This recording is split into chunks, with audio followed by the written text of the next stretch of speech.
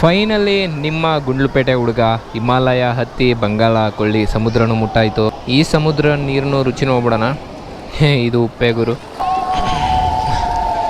ಇವಾಗ ಕೂಗ್ತಾ ಇದ್ದಾರಲ್ಲ, ಇದನ್ನ ಉಳುಧ್ವನಿ ಅಂತಾರೆ. ಜಾಸ್ತಿ ವೆಸ್ಟ್ ಬೆಂಗಾಲ್ ಮತ್ತು ಒಡಿಸ್ಸಾದಲ್ಲಿ ದೇವ್ರಗಳಿಗೆ ದರ್ಶನ ಮಾಡಾದ್ಮೇಲೆ ಖುಷಿಯಾಗಿ ಕೂಗುವಂಥದ್ದು. ಹಿಂಗೆ ಇಲ್ಲಿ ಪರಂಪರೆಯಾಗಿ ಬಂದ್ಬಿಟ್ಟೈತಂತ. ಇದು ಫೋನ್ ಕೊಡು, ನಾನು ಕ್ಲಿಕ್ ಮಾಡ್ತೀನಿ.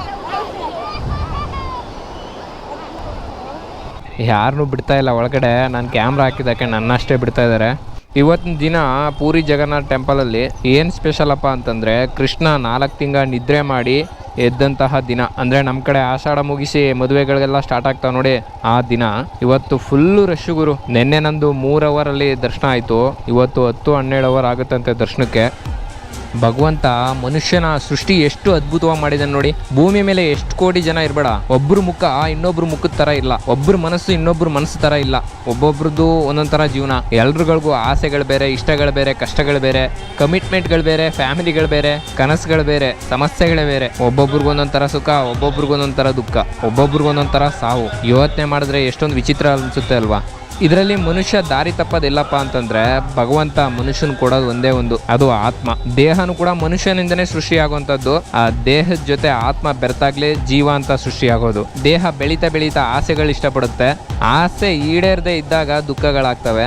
ಅದಾದ್ಮೇಲೆ ಕನಸುಗಳನ್ನ ದಾರಿಗಳು ಚೇಂಜ್ ಮಾಡ್ತಾನೆ, ಕೆಲಸಗಳು ಚೇಂಜ್ ಮಾಡ್ತಾನೆ, ಮನಸ್ಸು ಇಷ್ಟ ಬಂದಂಗೆ ಮಾಡಿಸುತ್ತೆ, ಇಷ್ಟ ಬಂದಂಗೆ ಬದುಕ್ತಾ ಇರ್ತಾನೆ. ಅದರಲ್ಲಿ ಅವನೇ ಸೃಷ್ಟಿ ಮಾಡ್ಕೊಂಡಂತಹ ಕಮಿಟ್ಮೆಂಟ್ನೊಳಗೆ ಸಿಗಾಕೊಂಡು ಜೀವನ ಪೂರ್ತಿ ಎಕ್ಸ್ಪೆಕ್ಟೇಷನ್, ಇಮ್ಯಾಜಿನೇಷನ್ ಅಲ್ಲಿ ಬದುಕ್ತಾ ಇರ್ತಾನೆ. ಕೊನೆಗೆ ಒಂದು ದಿವಸ ಉಸಿರು ನಿಲ್ಲಿಸ್ತಾನೆ ಅಷ್ಟೇ. ನಾನು ಹೇಳಿದ್ ನಿಮ್ಗೆ ಅರ್ಥ ಆಗ್ತಾವೋ ಇಲ್ವೋ ಗೊತ್ತಿಲ್ಲ. ನಾನು ಹೇಳೋ ಉದ್ದೇಶ ಏನಪ್ಪಾ ಅಂತಂದ್ರೆ, ಮನುಷ್ಯ ಕರ್ಮದಲ್ಲಿ ಸಿಗೋ ಹ್ಯಾಪಿನೆಸ್ ನ ಎಂಜಾಯ್ ಮಾಡಲ್ಲ. ಕರ್ಮ ಅಂದ್ರೆ ಕೆಲಸ. ಆ ಕೆಲಸದಲ್ಲಿ ಸಿಗೋ ಫಲಿತಾಂಶಗಳಿಗೆ, ಎಕ್ಸ್ಪೆಕ್ಟೇಷನ್ಗಳಿಗೆ ಆಸೆ ಪಡ್ತಾನೆ. ಆ ಎಕ್ಸ್ಪೆಕ್ಟೇಷನ್ ಇಕ್ಕೊಂಡು ಕೆಲಸ ಕಂಪ್ಲೀಟ್ ಆಗದೆ ಇದ್ದಾಗ ದುಃಖಗೊಳಗಾಗ್ತಾನೆ. ಭಗವದ್ಗೀತೆಯಲ್ಲಿ ಇದೇನೇ ಹೇಳಿರೋದು, ಕರ್ಮಣ್ಯ ವಾದಿಕಾರಸ್ಥೆ ಮಹಾಫಲೇಸು ಕದಾಚನ. ಅಂದ್ರೆ ಕೆಲಸದ ಫಲಿತಾಂಶಗಳಿಗೆ ಆಸೆ ಬಿಟ್ಟು ಕೆಲಸನ ಇಷ್ಟಪಟ್ಟು ಮಾಡ್ದಾಗ್ಲೇ ಮಾತ್ರ ಸಕ್ಸಸ್ ಸಿಗೋದು ಅಂತ. ನಾವು ಕೆಲಸ ಮಾಡ್ತಾ ಇದ್ರು ಸಕ್ಸಸ್ ಸಿಗ್ತಾ ಇಲ್ಲ ಅಂತಂದ್ರೆ ನಿಮ್ಮ ಕೆಲಸದ್ದೆಲ್ಲ ತಪ್ಪು, ನೀವು ಕೆಲಸ ಮಾಡ್ತಿರೋ ಸ್ಥಳ ತಪ್ಪಾಗಿದೆ ಅಂತ ಅರ್ಥ. ನಾನು ಅಷ್ಟೇ ಟ್ರಾವೆಲ್ ಅನ್ನೋ ಕೆಲಸನ ಇಷ್ಟಪಟ್ಟು ಮಾಡಿ ಮುಗಿಸಿದ್ದೀನಿ. ಇದರಲ್ಲಿ ಫಲಿತಾಂಶಗಳಿಗೆ ಯಾವುದೂ ಆಸೆ ಪಟ್ಟಿಲ್ಲ. ಶುದ್ಧನಾಗಿ ಬಂದು ಬುದ್ಧನಾಗಿ ಹಿಂತಿರುಗ್ತಾ ಇದ್ದೀನಿ ನಮ್ಮೂರಿಗೆ. ಮಾಡೋ ಕೆಲಸ ತುಂಬಾನೇ ಇವೆ. ಈ ಟ್ರಾವೆಲ್ ಬ್ಲಾಗ್ನ ಪೂರಿ ಜಗನ್ನಾಥ್ನಲ್ಲೇ ಕೊನೆ ಮಾಡ್ತಾ ಇದ್ದೀನಿ.